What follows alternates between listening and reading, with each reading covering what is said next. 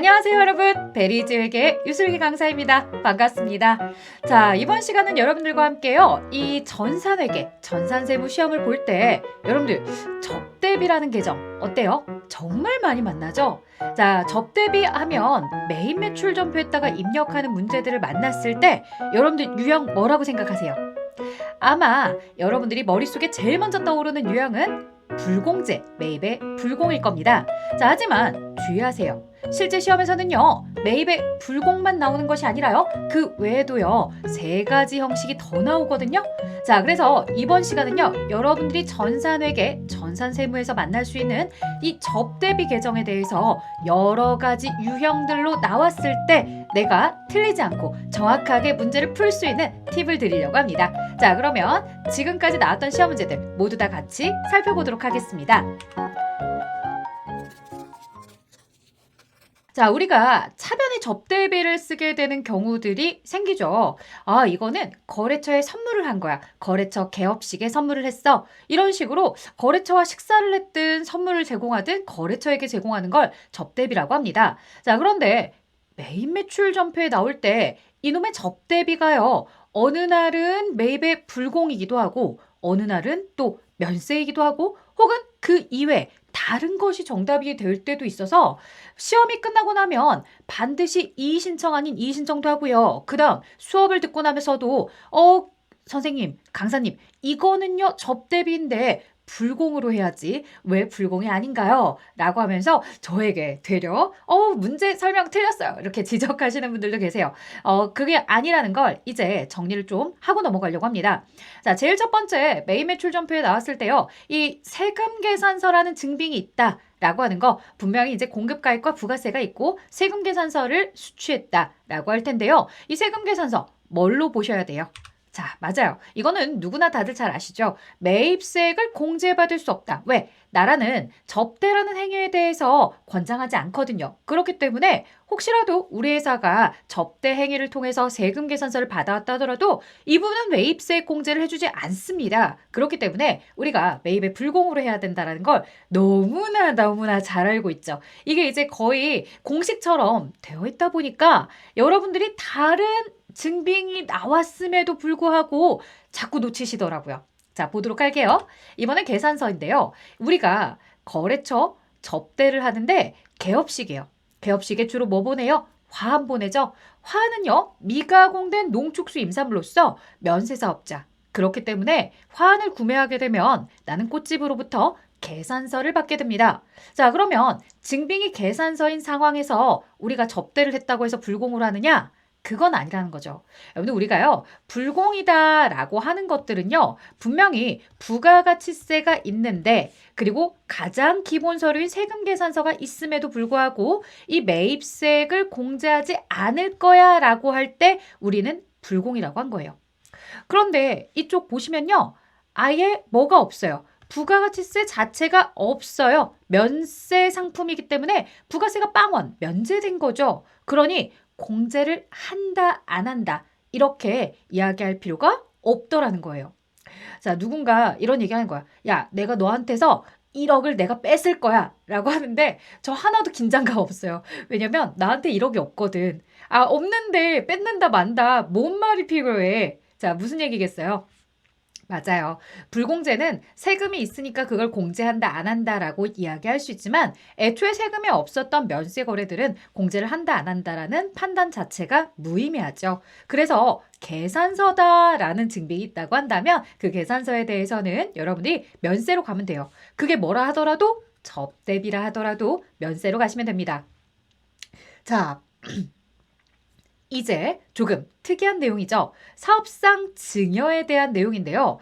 부가가치세 이론을 잘 듣다 보면 우리가 재화액 공급에서 실질 공급뿐만 아니라 간주 공급도 배우죠. 이 간주 공급에서 뭐 개인적 공급이다, 그 다음 사업상 증여다, 폐업시 잔존재화다, 그 다음 자가 공급이다, 이런 내용들이 여러분들의 전산회계 전산세무의 이론 시험에서도 나오는데요. 자, 그중에 사업상 증여, 거래처에 내 회사의 제품을 원가 그대로 선물로 주는 행위입니다. 자, 선물로 주는 행위인데요. 내가 외부에서 구매해서 사올 때는 이렇게 매입조 코드를 썼지만 그것이 아니라 내 회사 제품을 그냥 그대로 선물한 행위는 외부에서 구매한 자료가 없어요. 증빙이 없어요. 자, 그리고 내가 가지고 있던 물건을 거래처에 줄 때 이 부분에 대해서 판매한 것이 아니기 때문에 세금 계산서를 끊을 리가 만무하죠. 자, 그렇다면 이렇게 사업상 증여할 때는 증빙도 없고 그다음에 내 회사 제품이니까 부가세 계산 안 해도 되지 않을까 싶었겠지만 아니더라. 부가가치세법에서는 간주공급이다라고 해서 이러한 사업상 증여 행위에 대해서도 나라에 매출세액을 신고하고 납부하라고 했죠. 자, 그래서 부가가치세를 과세하지만 증빙이 없는 이 경우는 뭐가 된다? 바로 건별이 되죠. 건별은 부가가치세에 대한 매출세액은 있습니다. 즉, 내가 거래처의 제품을 매출한 것은 아니지만 사업상 증여했지만 매출한 거랑 똑같이 부가세 예수금에 대해서 나라에 매출세액을 신고하고 납부하는 거죠. 하지만 증빙은 없기 때문에 건별. 자, 이제 현금 영수증 면세인데요. 이 현금 영수증 면세다라고 하는 거래처에 역시나 선물을 합니다. 자, 면세 상품을 선물하는데요. 이 경우에는 계산서가 없고 뭐가 있는 거예요? 대신 현금 결제해서 현금 영수증이라는 증빙이 있었을 때입니다. 그래서요, 우리가 보통 이제 계산서면 면세, 세금 계산서면 불공 이렇게 생각을 했지만 현금 영수증이 등장을 하면서도 또 뭐가 있을 수 있다는 거예요? 면세 거래가 있을 수 있다는 거죠. 이런 경우는 현면입니다. 자, 그러면 여러분들 한번 여기서 이 내용이 정말로 전체 다이냐라고 하실 텐데 여기까지는 시험에 나왔던 내용들에 대한 전체입니다. 그러면 만약 시험에 나오지 않았던 유형이 나온다고 한다면 어떤 유형에 내가 대비를 해야 되느냐? 라고 했을 때 이런 경우 있겠죠. 자, 같은 사례인데 4번과 같은 상황인데 대신 뭐가 있을다는 거예요? 카드로 결제했고 면세 거래입니다. 라고 하는 경우가 생길 수도 있어요. 그러면 이 경우는 바로 매입의 카면으로 해야 되는 상황이 올 수도 있더라는 거예요. 자, 그러면 여기까지 했을 때 굉장히 머리가 빨리 돌아가시거나 혹은 이제 전산에게 전산세무를 좀 잘 아는 친구들은 질문이 들어옵니다. 어떤 질문이 들어오냐면 강사님, 그러면 이 현금 영수증이 있고 그다음에 과세 거래인, 즉 부가가치세가 과세된 내용을 가지고서 거래처에 접대하면 어떻게 되나요? 라고 물어봐요. 뭐 예를 들어서 여러분들 내가 어디 마트나 이런 곳에 가서 물건을 구매를 한 거죠. 혹은 거래처에 뭐 내가 사무용품을 선물해주고 싶었던 거예요. 그래서 사무용품점에 가서 사무용품을 구매를 했어요. 부가가치세가 과세되는 사무용품들을 구매를 하면서 현금 결제를 했더니 현금 영수증을 끊어주더라는 거죠. 자, 그리고 이걸 내가 우리 회사에 가져가면 매입의 현과일 거예요. 하지만 내가 우리 회사에 가져가지 않고 거래처 선물로 줬단 말이죠. 이 거래처 선물로 줬을 때 이건 어떻게 하느냐라고 하는데요. 이건 여러분들 매입의 현가가 아니죠. 주의하셔야 돼요. 이 경우에는 일반 전표에다가 등록을 하시는 거예요. 그래서 아예 이런 상황들은 매입 매출 전표에 시험 문제가 안 나오죠. 다만 제가 이걸 알려드린 이유는 전산세무 1급은 어떤 상황이더라? 얘가 일반 전표다, 매입 매출 전표다 알려주지 않는 상황입니다. 그렇기 때문에 만약 전산세무 1급에서 전표를 입력하세요 라고 하면서 거래처에 선물로 주는 행위인데 부가세가 과세된 물품을 선물로 주고 있는데 거기에 세금 계산서도 아닌 현금 영수증밖에 증빙이 없더라 라고 한다면 이건 매입 매출 전표가 아니라 일반 전표로 옮겨라. 왜냐? 이것을 매입의 현과로 하게 되면 매입세 공제받는 걸로 매입 매출 전표에 들어가기 때문에 그러시면 안 돼요. 자, 그래서 우리가 실제로 매입 매출 전표에서 만날 수 있는 사례들은 1번부터 4번까지가 시험 문제에 있었고요. 전산회계에서 있었어요. 자, 그 다음에 5번의 상황도 앞으로 우리가 예상을 해볼 수 있지만 여기에 현금 영수증이라든가 카드라든가 이런 것들을 가지고서 과세거래의 접대가 나왔다라고 한다면 이들은 모두 일반 전표 쪽으로 쓰는 거다. 라는 걸 잘 구분해 주시면 좋겠습니다. 자, 이러면 사실 회계 1급 문제를 가지고서 세무 2급, 세무 1급까지 어느 정도 커버가 됐을 텐데요. 이렇게 설명해서 다 알 것 같으면 우리 시험 엄청 잘 볼 거예요. 자, 좀 부족한 부분이 있죠? 보도록 할게요. 거래처에 대해서 이제 이렇게 실제 시험 문제로 나온 내용입니다. 주식회사 성남의 야유회에 증정할 물품, 거래처니까 접대이겠죠? 자, 미래마트에서 음료를 구매했고요. 부가가치세가 있습니다. 자, 일단 이거 첫 번째로 캐치하시고 그 다음 증빙, 제일 중요한 거죠. 세금 계산서를 발급받았습니다. 자, 아무리 부가세 별도로 세금 계산서를 받았다 하더라도, 즉 부가가치세가 있는 상태에서 세금 계산서를 받았다 하더라도 거래처 접대 행위에 대해서는 우리가 뭘로 처리하자? 54 매입의 불공제로 처리합니다. 자, 그 다음에 보통예금에서 지급을 한 사례였고요. 대변에 그러면 이제 보통예금이다 라고 해서 55만 원 차변에 접대비 쓸 텐데, 자, 매입 매출 전표 쓰실 때 여러분들 특징 잘 아시죠? 이 부가세가 포함된 55만 원을 공급가액에다 쓰시면 안 돼요. 공급가액에다가는 50만 원, 그래서 세액이 5만 원이 별도로 뜨게 이렇게 처리를 하셔야 되죠. 자, 그런데 실제로 아래쪽 분계를 가게 되면 어떻게 분계가 돼요? 지금 보고 계시는 것처럼 접대비다라고 해서 55만 원으로 합쳐져서 표기가 되죠. 분명히 공급가액과 부가세를 따로 입력했지만 부가가치세를 부가세 대급금으로 쓴다는 것은 매입세 공제가 된다는 얘기예요. 자, 하지만 우리는 이거 거래처 접대로 불공이다 라고 선택을 했기 때문에 부가가치세가 분명히 있었지만 여기에는 부가세 대급금 없이 모두 다 접대비에 포함이 되는 내용입니다. 자, 이렇게 여러분들이 내용을 진행해 주시는 거고요. 다음 문제로 넘어가 볼게요. 자, 영업부 거래처 맘모스 물산의 사업 확장 이전을 축하하기 위해서 축하환을 현금으로 구입하고 아래 계산서를 발급받았다라고 해요. 전산회계 1급 104회차 나왔던 문제고요. 제가 생략을 했지만 사실 아래는 현금 영수증 자료가 있었습니다. 자, 하지만 오늘 제가 여러분들에게 보여드리고 싶은 건 그 내용 아니죠? 바로 이거, 계산서. 분명히 거래처에 선물을 하는 건데 계산서였다는 거예요. 자, 계산서를 받아왔다? 그러면 우리 증빙이 계산서니까 매입의 면세로 처리하라. 아무리 거래처에 접대를 하는 행위라 하더라도 부가세가 없기 때문에 계산서에 있는 내용은 매입의 면세 거래였습니다. 자, 이렇게 매입의 면세 거래다라고 했고요. 그 다음 현금 영수증 자료를 보고서 20만 원을 가져다 썼을 거예요. 면세 거래이기 때문에 애초에 부가세가 없고요. 차변의 접대비 그리고 대변의 현금이죠. 자, 간혹 질문하는 친구들이 있어요. 매입 매출 전표는 모든 내용에 대해서, 모든 계정에 대해서 거래처를 걸죠. 그래서 메인 거래처를 남동꽃 도매시장으로 걸어놓고서도요. 접대비에 대해서 맘모스 물산 써야 되는 거 아니에요 라고 하시는 분들이 있는데 그렇게 하면 된다 안 된다? 안 된다. 이 메인 거래처 하나만 쓰시는 거예요. 그래서 접대비도 남동꽃 도매시장, 그 다음에 현금도 남동꽃 도매시장이 표기가 되도록 하셔야 됩니다. 자, 거래처가 지금 접대를 받는다 하더라도 나는 이 접대받는 거래처를 쓰는 것이 아니라 해당하는 계산서가 어느 거래처가 줬는지 이 계산서 증빙에 대한 거래처를 써주셔야 된다는 거 꼭 주의해 주셔야 됩니다.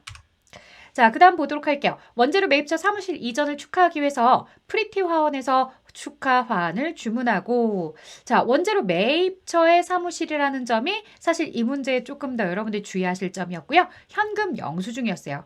자, 앞쪽에서 문제를 보면서 축하 화환이 뭐라는 거, 면세 물품이라는 걸 여러분들은 이 정도는 학습하고 가셔야 돼요. 우리가 면세 항목에 대해서 쭉 나오는데 다 암기할 수는 없지만 이 화환 정도는 면세라는 걸 꼭 기억해 주셔야 돼요. 화환, 쌀, 도서 요 정도. 자, 그 다음에 현금 영수증 지출 증빙용으로 발급받았다라고 했을 때 증빙이 현금 영수증이고 면세 거래구나. 그래서 현면이구나. 매입의 현면으로 처리를 해주는 거죠. 주의하실 점은 사실은 이보다도 원재료 매입처였기 때문에 원재료 매입처는 우리가 접대비도 뭘로 써야 된다? 500번 코드로 써야 된다.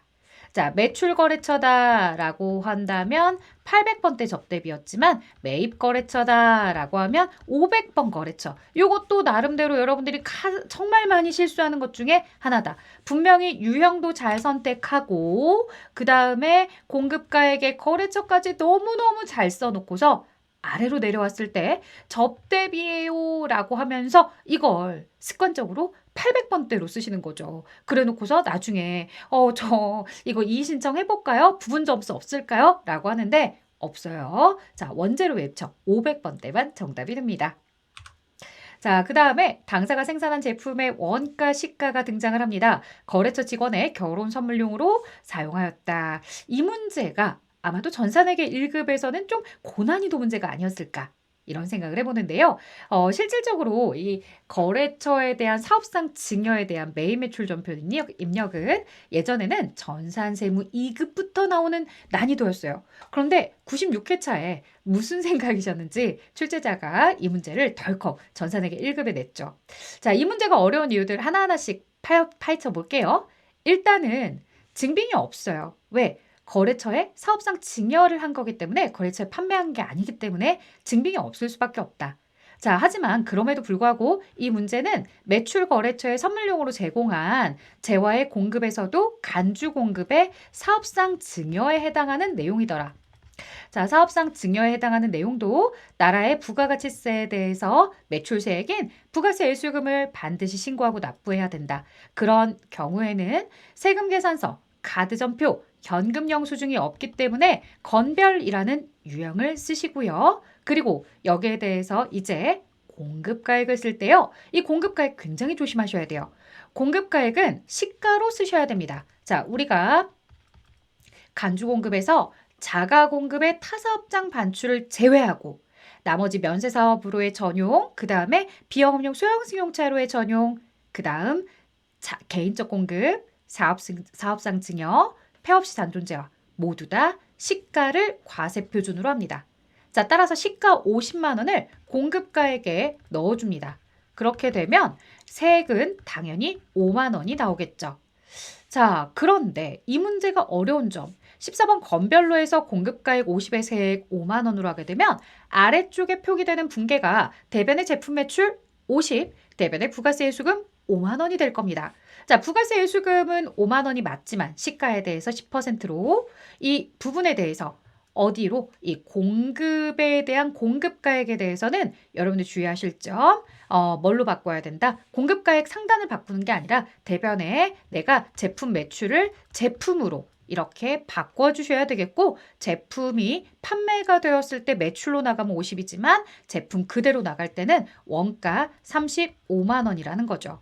자, 그래서 세액 5만 원에 제품 35만 원에서 실제로 이제 접대비가 40만 원이 된다라는 거. 이게 좀 하이라이트죠. 자, 일단 유형부터 맞추기가 쉽지 않았죠. 사업상 증여라는 걸 알아야 되겠고 그다음 이제 부가가치세가 시가로 계산이 될 수 있도록 이 과세 표준에 들어갈 공급가액을 50만 원으로 적어줘야 된다라는 점. 하지만 그럼에도 불구하고 대변에 판매가 되는 것은 제품을 원가로 그리고 제품 매출이 아니라 제품으로 바꿔줘야 된다는 사실. 이런 것들 하나하나 디테일을 챙기기가 사실은 굉장히 어려운 문제이죠. 자, 그 다음에 또 하나. 제품이 원가 그대로 나가요. 그럼 뭐 하셔야 돼요? 차변의 매출원가가 아닌 이상은 우리가 이 부분에 대해서 8번에 타개정 대책까지 이것까지 신경을 쓰려니까 너무 힘들다. 그쵸? 자, 하나하나씩 다시 짚어볼게요. 일단 이 문제를 보자마자 사업상 증여이기 때문에 건별이라는 유형이라는 걸 캐치해내야 된다. 두 번째, 시가로 써야 되기 때문에 공급가액을 이렇게 50으로 써서 세액이 5만 원이 뜨게끔 해야 된다는 점. 그 다음 세 번째, 제품 매출을 제품으로 바꿔야 된다는 점과 함께 50이 아니라 원가 35로 바꿔야 된다는 점. 그리고 네 번째, 이 제품에 반드시 타개정 대체가 표기될 수 있게끔 하셔야 된다는 점까지 이렇게 여러분들에게 주의를 이야기해 드릴 수 있을 것 같아요. 자, 이렇게 이제 네 가지를 여러분들이 사업상 증여와 관련된 문제를 푸실 때 하나하나씩 이렇게 찝어서 하시면 조금 더 실수를 줄일 수 있을 것 같고요. 보시는 것처럼 매출 거래처였기 때문에 접대비다라고 했을 때는 800번 코드에 판매 관리비로 이렇게 들어가도록 해주셔야 된다는 거죠. 자, 여기까지 이제 제가 여러분들과 함께 이 전산회계 1급에서 나왔던 접대비와 관련된 메인 매출 전표 내용을 싹 다 정리해 봤습니다. 어떻게 도움이 좀 되셨나요?